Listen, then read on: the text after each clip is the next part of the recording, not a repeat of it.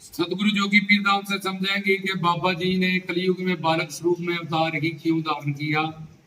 शिव पिता परमात्मा जिनकी भक्ति करके उनको पाने के लिए मां पार्वती ने कितनी कठिन तपस्या की।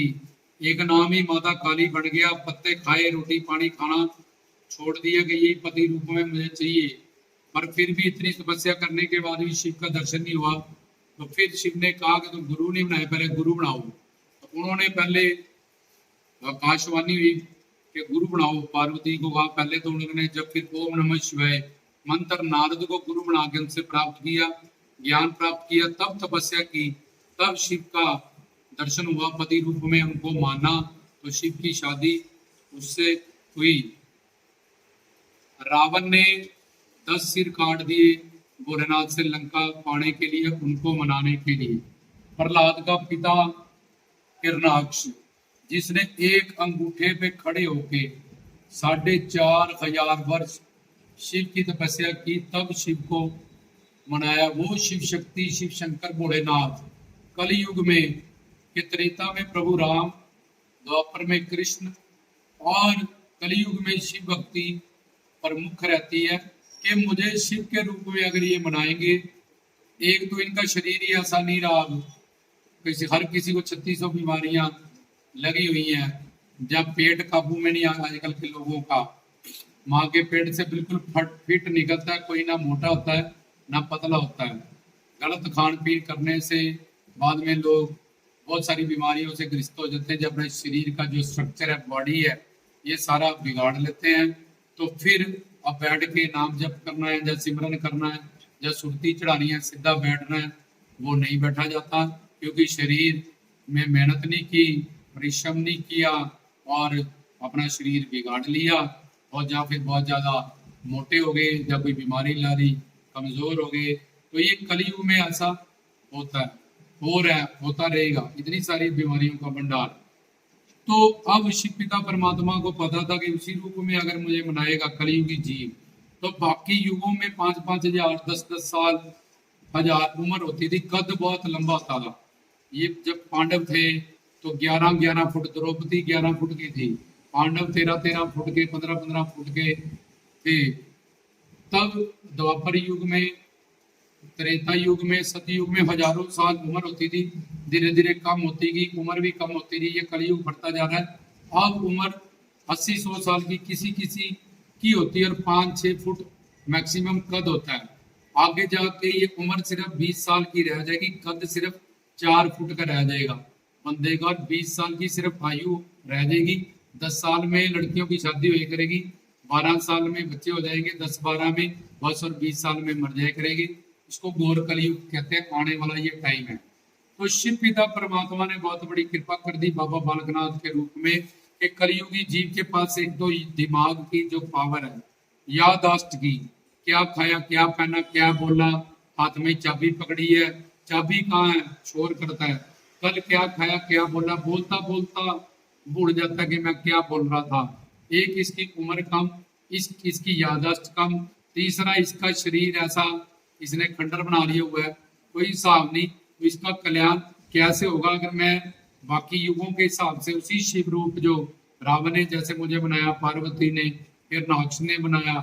जब बाकी भक्तों ने इतनी कठिन, उनके पास उम्र थी, साधना थी, ऐसा शरीर के लिए वो हमेशा सावधान रहते थे, क्या खाना क्या नहीं खाना, वात पित्त कफ के दोषों से 148 रोगों से हमेशा सावधान और अटेंटिव रहते थे अपने शरीर के लिए कि शरीर सही होगा तो तभी तो सारा काम होगा, स्वस्थ होगा। तो ये सारी बातों को ध्यान में रखते हुए बाबा बालकनाथ के रूप में शिव भोले ने, शिव शंकर जी ने अवतार लिया, ताकि बालक कहते हैं बच्चे, चॉकलेट ले दो, ये कर दो, वो कर दो, जल्दी प्रसन्न हो जाते हैं।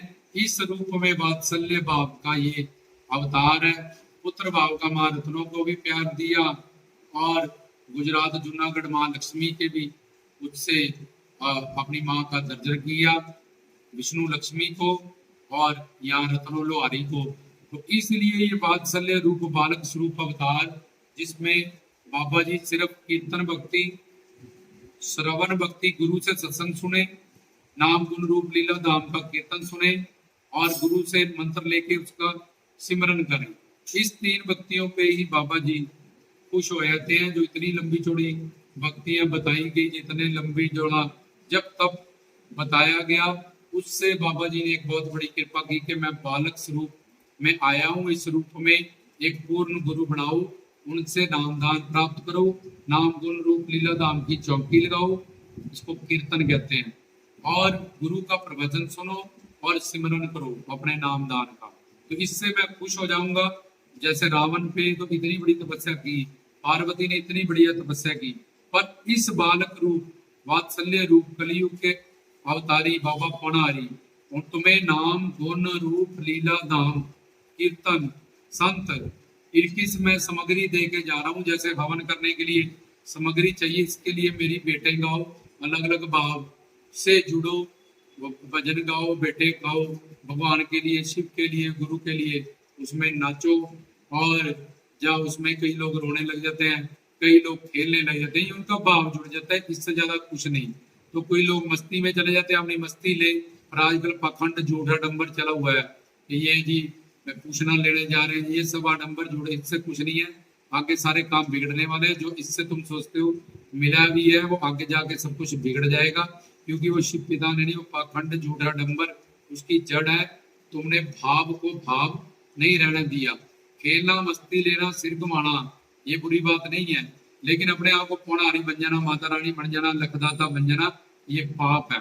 ये सिर्फ एक मस्ती है। जैसे कोई नाचने लगा, रोने लगा, कांपने लगा, चीने लगा, अपने बस से बाहर होगा, ऊंची ऊंची चीखने भी लग जाते हैं, कोई जड़ हो जाते हैं बंदे, बिल्कुल पत्थर, कोई कांपने लग जाते हैं, कोई रोने लग जाते हैं, कोई नाच ले, ऐसे किसी किसी का को मस्ती चढ़ जाती है, सिर घूमने लगता है बस। लेकिन वो वही बंदा है, उसको सब पता है कि मैं क्या कर रहा हूँ, पर उस वक्त वो भाव में होता है, उस मस्ती में होता है। जैसे नाचने वाले को पता है कि मैं नाच रहा हूँ, उस भाव को वो इंजॉय करता है, और साथ में ढोल दबा के। वो एक नाचने का सूक्ष्म शरीर का तरीका, वो गलत नहीं है, गलत लोगों ने बनाया इसको, क्योंकि उनके पास गुरु नहीं था, ज्ञान नहीं था, इसलिए वो यहाँ पे जाके भटक गए। काल माया ने उनको उलझा दिया, और यहाँ से फिर सारा कृपा का रास्ता बंद हो जाता है। फिर हम सोचते हैं ये ऐसा हुआ, ऐसा हुआ। ये हमने पीछे इन डिटेल सारा समझाया हुआ है, क्योंकि कुछ कुछ बातें, एक दो बातें जोड़ेंगे, 20 बोलेंगे, 2 सच्ची हो जाएगी। तुम भी बोल दो, तुम्हारी फिर वो 2 और को बताएंगे, 4, 10, 50, ऐसे भी भीड़ होनी शुरू हो जाती है वहां पे। और झूठ, पाखंड, डंबर दुनिया में बढ़ता जा रहा है, क्योंकि कलयुग है, इसमें बढ़ता ही जाएगा। तभी तो एंड में कल की अवतार होगा, क्योंकि पाप बढ़ता जाएगा, झूठ बढ़ता जाएगा, पाखंड और डंबर बढ़ता जाएगा। वेद शास्त्र ग्रंथ पंथ पूर्ण गुरु सच्चे सदगुरु वो किसी को मिलेंगे नहीं, और इन पखंडियों के पीछे लग लग के लोग अपना सारा जीवन बर्बाद कर लेंगे। तो ये था बाबा पौनाहारी जी ने कलयुग में उतार लिया, ताकि नाम गुण रूप लीला धाम की सामग्री मिले और बड़ी आसानी से हमारा कल्याण हो। जो बातें इसमें बताई गई, और इस रूप में वो शिव पिता परमात्मा, जिनको मनाने के लिए ना ही इतनी लंबी आयु है, ना शरीर है, ना याददाश्त है, ना ही ऐसे गुरु हैं। अगर गुरु है भी हैं तो ऐसे चेला चेली नहीं मिलते उनको। ये कलयुग की डापना होती है।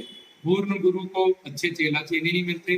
जो अच्छे चेला चेली श्रद्धावान है, बिल्कुल उनको पूर्ण गुरु नहीं मिलता कलयुग में। कई कई है, ये सबब बनता है कि शिष्य भी ठीक हो और गुरु भी, जैसे आंख भी ठीक हो और रोशनी भी हो, तब नजर आता है। आंख ठीक है, लाइट बंद कर दो, कुछ नजर नहीं आता। लाइट जगाओ, आंख खराब है, नजर नहीं आए। तो कहीं कहीं ये कलयुग में ये मतलब मिलन होता है पूर्ण शिष्य का और पूर्ण चेले का। तो फिर वो जो रिश्ता है वो सबसे महान होता है, सबसे पूजनिक होता है, सबसे प्यारा होता है। जैसे गुरु दत्तात्रेय जी का बाबा बालकनाथ से, लखदाता जी का गौस के साथ है, मीरा का गुरु रविदास जी के साथ है, शबरी का ऋषि मतंग जी के साथ है, रविदास जी का रामानंद जी के साथ था। तो कोई कोई कलयुग में तो बहुत ही ज्यादा मुश्किल हो गया, पर फिर भी हमारा उद्धार करने के लिए शिव पिता परमात्मा ने 4,32,000 वर्ष का कलयुग है, इसमें 6,000 वर्ष बीत चुके हैं। इतना लंबा कलयुग अभी पड़ा है। एंड के 20,000 वर्ष में घोर कलयुग आएगा, तब कल की अवतार होगा नीले घोड़े पे। उससे पहले बाबा जी की मान्यता बढ़ती जाएगी, बढ़ती जाएगी। जो सही गुरु सही ज्ञान प्राप्त करते हैं, सही साधना कर रहे हैं, वो रहमतें खुशियां कुछ भी बाबा बालकनाथ के रूप में शिव पिता परमात्मा से, शिव शंकर भोलेनाथ से पा सकते हैं। और जिनके पास गुरु ही सही नहीं है, ज्ञान ही सही नहीं है, जब पाखंड झूठा डंबर में फंस चुके हैं, जब भाव और भगवान में फर्क नहीं समझते हैं, वो कुछ प्राप्त नहीं कर पाएंगे।